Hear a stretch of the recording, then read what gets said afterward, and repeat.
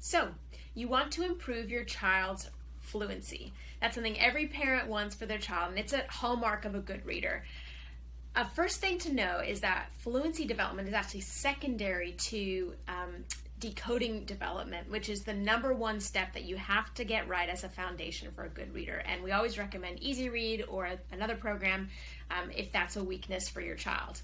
Once you've got the decoding nailed, then you can move on to working on fluency. And the number one tip, which research has shown is the best for working on smooth and expressive reading, is rereading. It's so simple. It's exactly what it sounds like.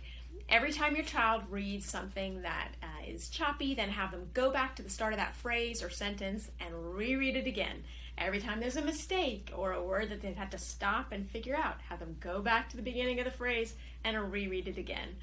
Now, your job as a parent is really important because this is not a popular technique among children. So you need to really walk that line carefully of not exacerbating your child's kind of frustration on the one hand, and of course, improving the fluency on the other. So we recommend no more than 2 or 3 times for a reread, and then just move on. And of course, if your child reads something perfectly, or let's say age appropriately, fluently the first time, then they don't need to reread, and keep every rereading session short. So no more than 5 or 10 minutes max, where you're really working intensively on this skill if it's taking a lot of rereads to get it right.